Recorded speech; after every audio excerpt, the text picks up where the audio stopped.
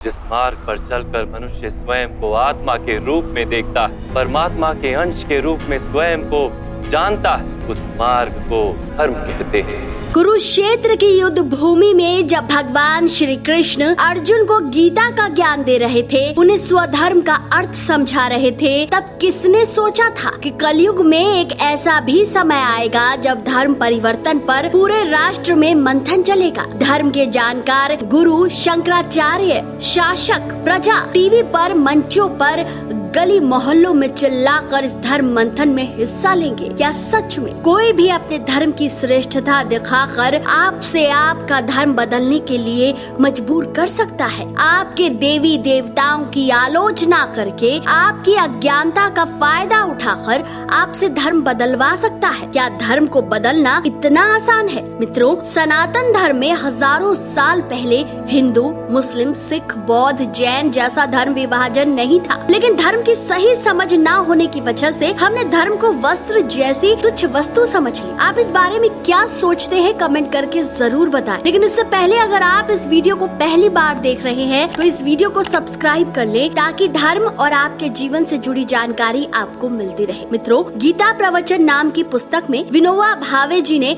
धर्म को माँ के समान माना है। उनके जीवन में पवित्र पुस्तक भगवत गीता का बड़ा महत्व था।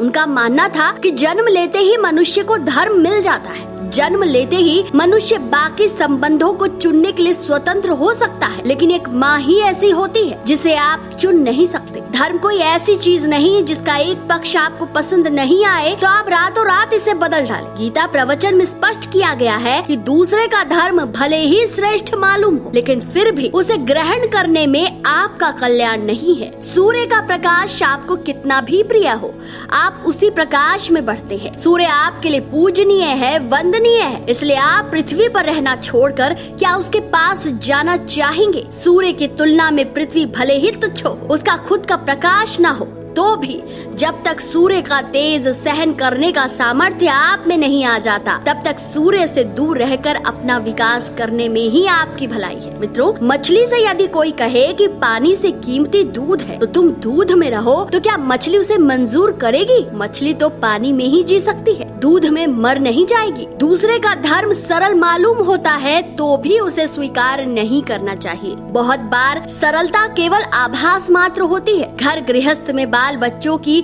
ठीक से संभाल नहीं कर पा रहे, इसलिए कोई गृहस्थ संन्यास ले ले तो वो ढोंग ही होगा। जैसे ही ऐसे मनुष्य को मौका मिलेगा, उसकी वासनाएं जोर पकड़ेंगी, क्योंकि किसी प्रलोभन में आकर दूसरों का धर्म तो अपना लिया, लेकिन जल्द ही ऐसा गृहस्थ जंगल में रहने के लिए झोपड़ी बनाएगा, फिर उसकी रक्षा के लिए सुरक्षा घेरा लगाएगा। उसके बाद वो दिन भी दूर नहीं जब वो अपना संसार बसा लेगा। अपना धर्म त्याग करके किसी दूसरे धर्म को अपनाने वाला मनुष्य हिरण के समान जीवन भर भटकता रहता है। हाल में आई फिल्म द केरला से उत्पन्न विवाद आज अपने धर्म संस्कृति के बारे में सोचने को विवश करती है। धर्म केवल हिंदू, मुस्लिम, सिख, ईसाई और संसार के कई और धर्म नहीं, बल्कि सनातन धर्म के अनुसार इसकी परिभाषा इससे कई गुना विशाल है। श्रीमद् भागवत गीता में भगवान श्री कृष्ण ने धर्म का सही मतलब बताया है। गीता के अनुसार गौर से समझो कि तुम्हें जो चाहिए वो क्या है और उसकी प्राप्ति में पूरा ज्ञान लगा दो, यही धर्म है। गीता में ही भगवान श्री कृष्ण कहते हैं, दूसरे के कर्तव्य का पालन करने से भय होता है और स्वधर्म में मरना भी बेहतर होता है। अर्थात हमें दूसरे का अनुसरण या नकल करने की बजाय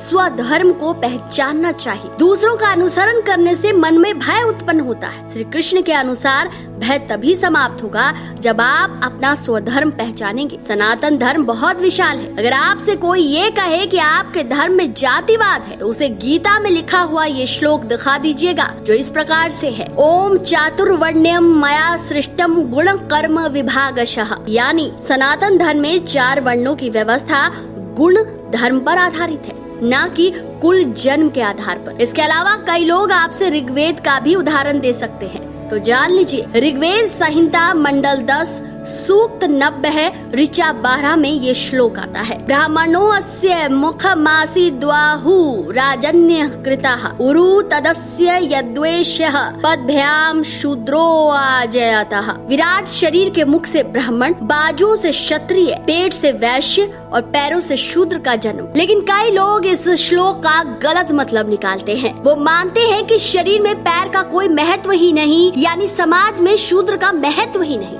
लेकिन ऐसा नहीं है। एक अन्य श्लोक में शूद्र का मतलब पृथ्वी माना गया है। वही पृथ्वी जो हमारा पालन पोषण करती है, जिसे सनातन धर्म को मानने वाला माँ कहता है। शरीर में जिस तरह से हर अंग का महत्व है, ठीक उसी प्रकार समाज में सभी वर्ण का अपना महत्व है। एक भी वर्ण अगर लुप्त हो जाए तो पूरी व्यवस्था चरमरा जाएगी। मित्रों, ऋग्वेद का पुरुष सूक्त खुद पढ़ें तो आप इस सनातन धर्म का अर्थ समझ पाएंगे। किसी की कही सुनी बातों पर विश्वास करने की बजाय ज्ञानी मनुष्य का संग करें। आपका जो स्वधर्म है उसी में आपकी उन्नति है। तो दोस्तों, आपको आज का ये वीडियो कैसा लगा कमेंट करके जरूर बताएं। वीडियो पसंद आया है तो इसे अपने सनातनी भाइयों में जरूर शेयर कीजिए। और हाँ, अगर अपने धर्म से जुड़ी कोई भी बात आप हमारे साथ शेयर करना चाहते हैं तो आपका स्वागत है।